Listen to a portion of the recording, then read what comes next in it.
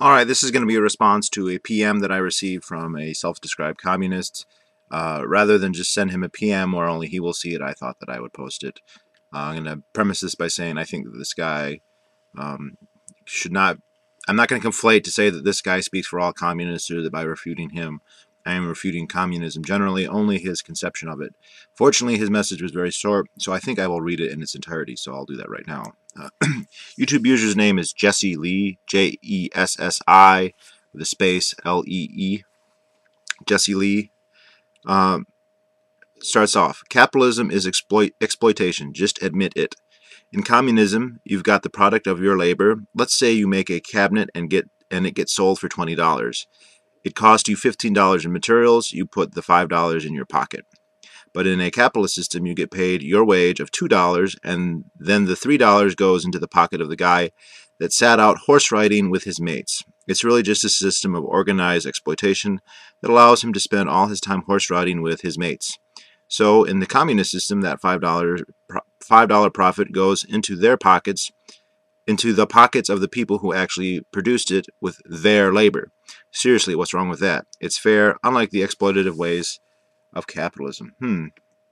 Now again, I will not say that this is what all communists think or this is an accurate representation of communism generally or any particular version of it.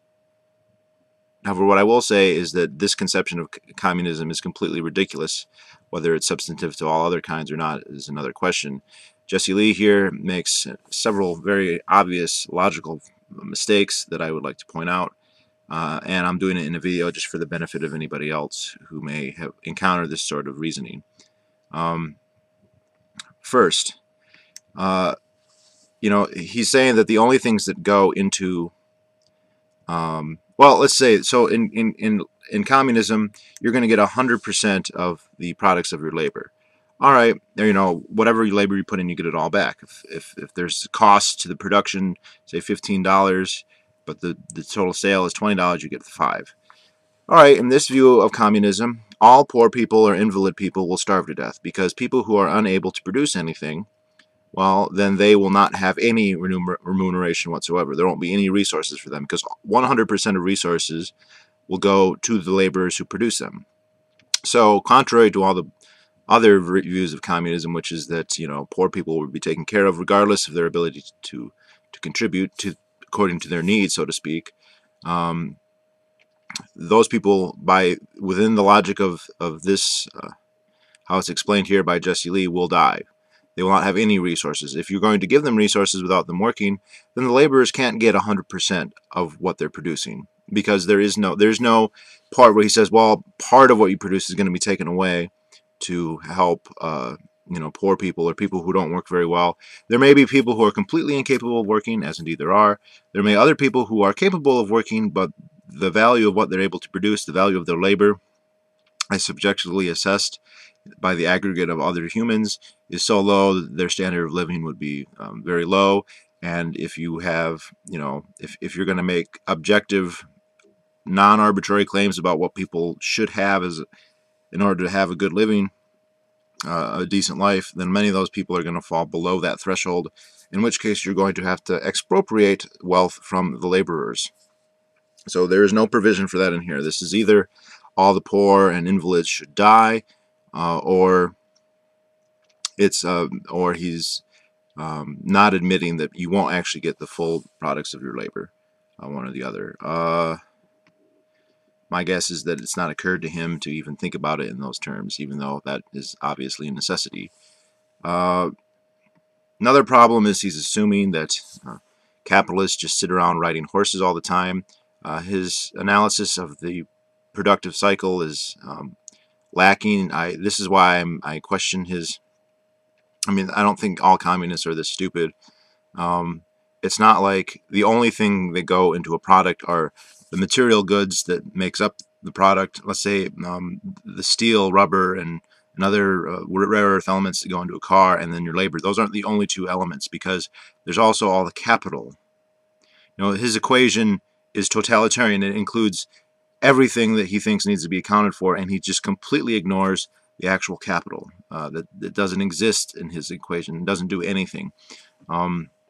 You know, if I can't just build a car with my labor, I can't just do jumping jacks and have material goods materialize out of the manna of the universe. There has to be tools, not just resources, but tools. I need a factory. It depends what you want to build. And who and how is that going to be paid for is an important question. Um, if somebody has already set up the factory, it stands to reason that they should receive some kind of benefit for that. Let's just say, for the sake of argument, that you're a worker, you save up your money, you take all the money you've made in 10 years of labor that you haven't consumed directly, all of it that you saved, and you invest in your own factory. You then hire some of your buddies who have not put any money into it, haven't spent 10 years saving up to buy the factory or the necessary tools to produce whatever it is you want to make. It doesn't make sense then to split the profits 3 ways. No, it doesn't. And there's a huge incentive problem for anyone who wants to just say you all have to be equally. You know, if workers are going to be investors, then they are going to be capitalists too. And there's a huge incentive problem if you're going to tell them you can be investors, but you can't get any reward for your investment. Well, then there's no reason to do it. You take all these risks with no possibility for reward, there's no reason to do it. If the workers you hire later on can simply vote or expropriate your hard-earned profits, your savings, then there's no reason to put them at their disposal. You should just consume everything immediately. This shows an incredible lack of forethought on the case of for Mr. Jessi Lee here. There's no way such a system would ever function. It's assuming that everything already exists in the first place, that all the factories already are in existence, and that you won't ever need new ones or to replace one. You know, there won't be new industries, there won't need to be new factories even to produce old things. That it's all just going to be there. You know, this is the common misconception that capitalists simply do nothing. How do they get, if it's so easy, if all it takes to be a capitalist is to ride around on horses with your mates, then why doesn't Jessi Lee just get a horse and ride around on his mates with his mates, and he'll become a rich capitalist? I mean, the logic here, if that's all it takes, if that's the only thing that they do, then how did they get in that position in the first place? Well, you know, why don't we all just start being lazy fat cats? You know, the reason you get to the point where you're in an office with a desk, you know, on the top floor of a factory, isn't because you didn't do anything, unless it was inherited, in which case your parents or somebody else did do something and then they granted it to you, in which case you're talking about inheritance and, you know, bitching about laborers who legitimately earn something and calling it illegitimate for them to give that to their progeny. Again, I don't see what the big deal about that. The other problem here is such a large profit margin won't exist on a free market. Let's make two assumptions. One, that you do have a capitalist who's making, in this case, $3 per hour on the labor of his workers. He's taking, you know, he's not paying them a wage equal to what the value of what they're putting into the production series is by $3. Now let's also say that capitalists are, generally speaking, if not totally dedicated to gaining as much profit as possible. That is an assumption most communists make most of the time. I'd even think it's more than that, but I just want to be safe and, you know, leave out the potential ones who don't. He doesn't make that claim here. He doesn't claim the otherwise. I think it's a pretty safe assumption to say capitalists are looking for profit and will do whatever they can do with it, especially in a capitalist system. Okay, so what's going to happen is they're going to look and see, oh, look, this factory with a fat cat who does nothing but ride around with his mates, he's making $3 an hour on the labor of his workers. So what are they going to do? Well, they're going to set up their own factories to make the similar profits. What happens then is the supply of whatever is being produced is increased, which means all things being equal, its price will drop, which will mean instead of $3, the profit will then be $2.50, and then that's still an incentive. And so you're going to have more and more factories built until the profit margin narrows to, it approaches zero is what happens. The only way this doesn't happen is if there's a law that says no one else can enter the market. That's not a free market institution. That's not a capitalist institution. That is something that requires a state. Non-state attempts to cartelize industries have all ended in dismal failure. So, the logic here that there's going to be corporations with profits, yet without competition that will lower the, I mean, this doesn't, this is just not well thought out at all. Then there's another open question here about exploitation. If people are engaging in a voluntary transaction, how that can be deemed exploitation is quite dubious. And there isn't really ever an explicit, it has to be this, it has to be that. His contention here is, well, what they sell the final good for is more than what they're paying the worker, but then he leaves no room in there to calculate how much is the capital worth, how much is the fact that there's a factory there. Whenever I've had a job where I engage in wage slavery, I've never had to first divvy up tens of thousands or even hundreds of thousands of dollars to get paid. I didn't take any such risks, and so how it is wrong that my boss then takes a large sale or profits. Actually, it's a smaller share than I have. In my current job, I make more than he does now. But that's just my specific case. It's not necessarily always the case. But how you can call a voluntary exchange exploitative is kind of debatable. Basically, it's whatever you don't like, you're going to call exploitation, even if it is voluntary. And you're going to come up with these calculations that ignore the cost of capital and the risk involved and all that in investing, and then just say, oh, it's exploitation. It's very interesting how hung up they are on dollar amounts also. They say they don't care about money, that they only care about people, but then when people make a subjective exchange where they don't like the monetary,